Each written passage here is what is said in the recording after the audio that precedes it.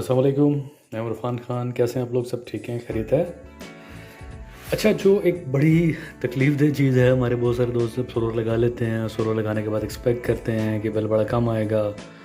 एक आध महीना 2 महीने बिल कम भी आ जाता है, लेकिन उसके बाद फिर बिल ज़्यादा भी आ रहा होता है। तो वो बड़े परेशान होते हैं कि यार अब सोलर लगा भी लिया है, इतने पैसे लगा भी दिए हैं, तो बिल जो है फिर कम क्यों नहीं हो रहा? बिल क्यों से जो है ज़्यादा आ रहा है?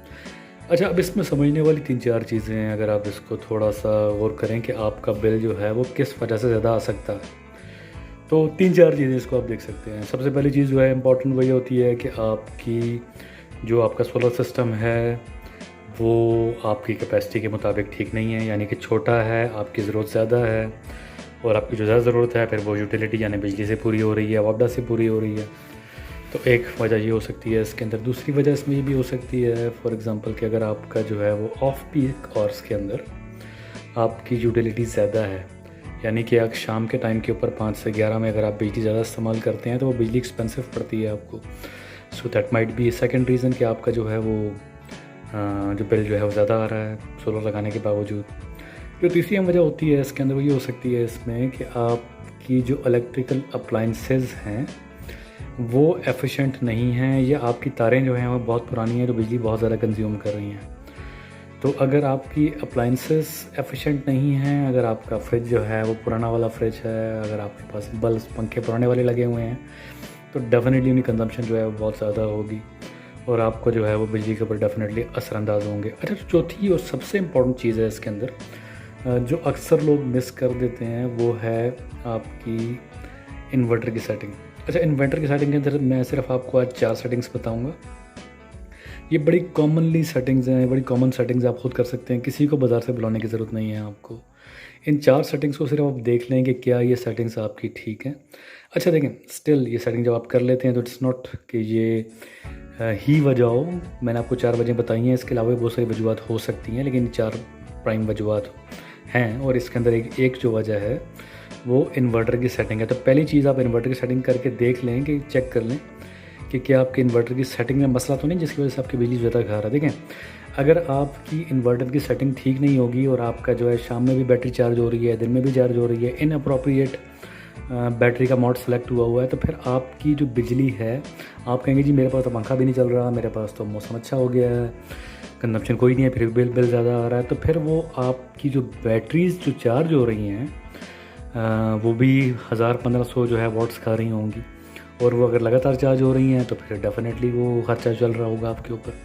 तो सिर्फ 4 सेटिंग मैं आपको बताऊंगा आज। वैसे तो इन्वर्टर्स के अंदर नॉर्मली 30+ सेटिंग्स होती हैं, लेकिन I will just tell you 4 basic settings of inverter, जिसको देख के आप अपने सोलर सिस्टम को जो है एफिशिएंट बना सकते हैं।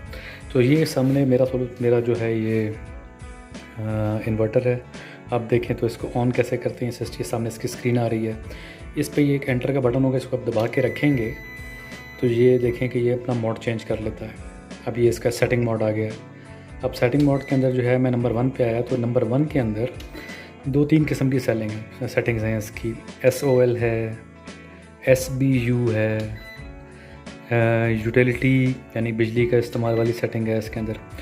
अच्छा, इस तीनों में बेसिक फ़र्क क्या है?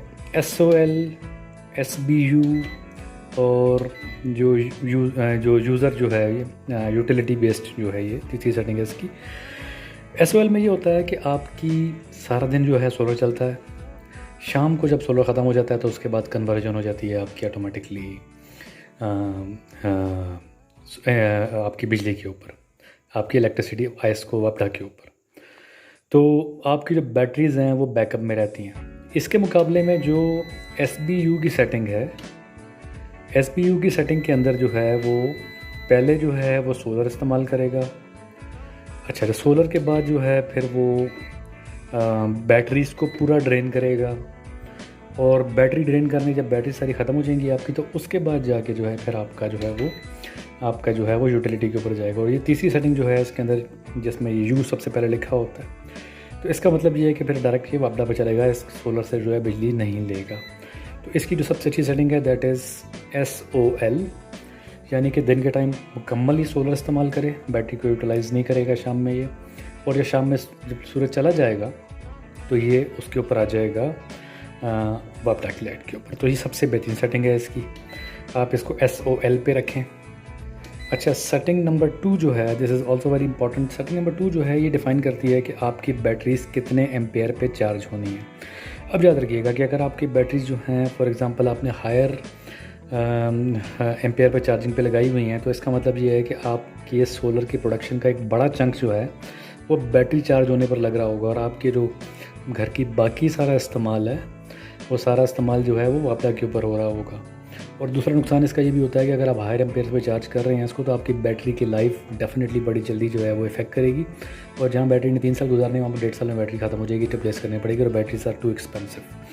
तो इसका फार्मूला बड़ा सिंपल होता है कि आपके पास अगर जो है वो सेटिंग नंबर 2 के अंदर जो है ये मुख्तलिफ फिगर्स लिखे हुए हैं।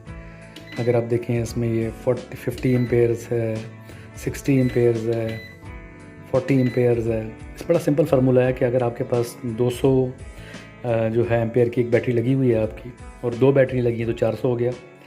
तो 400 को अगर आप 10 पे डिवाइड कर दें तो आपके पास आएगा 40। सो बड़ा सिंपल है कि फिर आप इसको 40 पे सेलेक्ट कर लेंगे, और यहाँ पर आप 40 करके जो है वो इस तरह अगर आपके पास 100 एम्पेयर की बैटरी लगी हुई है और 200 एम्पेयर की बैटरी लगी हुई है, उसको आप डिवाइड करते हैं, आपका जो है ये बैटरियाँ जो हैं बिल्कुल आपकी अप्रोप्रिएट जो है वो उस कंडीशन के अंदर आ जाएंगी। अच्छा, इसके बाद जो इम्पोर्टेंट सेटिंग है वो है सेटिंग नंबर 5। मैं सेटिंग नंबर 5 पे आता हूँ। हाँ जी, सेटिंग नंबर 5 के अंदर अगर आप देखें तो इसमें 2-3 ऑप्शंस हैं। पहले FLD फ्लडेड, यानी कि वो ये बैटरी टाइप की ऑप्शन है कि आपकी बैटरी साथ लगी कौन सी। अगर आप इनअप्रोप्रिएट सेलेक्ट करेंगे बैटरी, तो वो चार्जिंग का टाइम बहुत ज़्यादा लेगा, बैटरी ख़राब करेगा, बिजली ज़ाया करेगा, बड़े मसले होंगे उसके। तो सबसे पहले फ्लडेड वो बैटरीज होती है जिसमें एसिड डलता है। नॉर्मल तेज़ाब वाली जो बैटरियाँ होती हैं उसको फ्लडेड कहते हैं। तो अगर आपकी आम तेज़ाब वाली जिसमें आप पानी डालते हैं वो वाली बैटरियाँ आपने लगाई तो फ्लडेड सेलेक्ट कर लें। अगर आपकी जो है वो AGA लिखा हुआ है, AGN लिखा हुआ है, अगर आपकी बैटरी जो हैं वो मेंटेनेंस फ्री बैटरीज़ हैं, लिथियम वाली बैटरीज़ हैं, ड्राई बैटरीज़ को कहते हैं, वो बैटरी लगाइए तो आपने फिर ये AG सेलेक्ट कर लेना, AGN सेलेक्ट कर लेना। और इसके अंदर जो तीसरी ऑप्शन होती है यूज़र डिफाइंड होती है, इसकी आपको करने की कोई ज़रूरत नहीं है। तो इसमें जो बैटरी टाइप जो है वो आपको सेलेक्ट करना जो है बहुत ज़रूरी होता है। तो मेरे पास जो है फ्लडेड बैटरीज़ हैं तो मैंने इसमें फ्लडेड सेलेक्ट किया है। अच्छा, इसके बाद जो सबसे इम्पोर्टेंट सेटिंग है इसके बाद जाके वो है नंबर 16 की सेटिंग। नंबर 16 पर अगर आप आ जाएँ सो मैं आपको दिखा सकूँ यहाँ पर। तो यहाँ पर कुछ 3-4 OSO लिखा हुआ है, CUE है, CSO है, SNU है, मुख्तलिफ कॉम्बिनेशन है।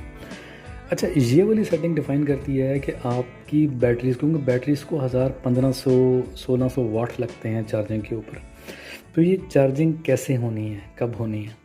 तो अगर आपका इलाका जो है ऐसा है जिसमें एक मॉडरेट जो है लोड शेडिंग है, बहुत ज़्यादा लोड शेडिंग नहीं है, तो आई वुड रिकमेंड कि आप इसको OSO पे सेलेक्ट कर लें 16 को।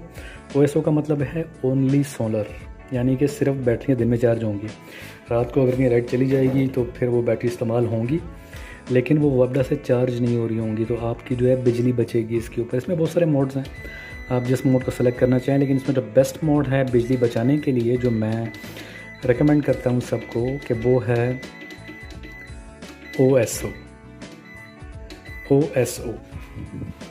ये सबसे मोड है, अच्छा मोड है इसके अंदर। इसमें बाकी जो है वो आपको मैंने बताया, CUE भी है, यानी कि CSO भी है, सोलर और यूटिलिटी आपकी जो है मिक्स करके चार्ज कर रही हैं, SNU भी है। फिर आपके मुख्तलिफ जो है मोड हैं इसके अंदर। फिर इसमें एक मोड ये भी है कि इसमें सिर्फ जो है आपकी जो है वो आपको आइस को जो है वो चार्ज कर रहा है, आपका वापडा जो चार्ज कर रहा है आपको, लेकिन the best option to go with it is OSO। So I would recommend कि आप इसको OSO पे सेलेक्ट करके रखें, तो आपको इसमें खातर खा फ़ायदा जो है बिजली का होगा। So give it a try, check कीजिए। अगर आपका बिल ज़्यादा आ रहा है, अपने इन्वर्टर के पास जाइए, इन्वर्टर के पास जाके इसमें ख़राब होने वाली चीज़ कोई नहीं, घबराने की बिल्कुल कोई ज़रूरत नहीं है। एंटर का बटन दबा के रखेंगे 2-3 सेकंड के लिए, जब वो मोड जैसे चेंज करता है, ये अप एंड डाउन की कीज़ जहाँ पर मौजूद हैं, सिंपल से आप उसको जो है प्रेस करेंगे तो ऑप्शन चेंज हो जाएगा आपका। So just go with it, give it a try, check your inverter settings and enjoy the life. अपना बड़ा ख्याल कीजिए। अल्लाह हाफ़िज़।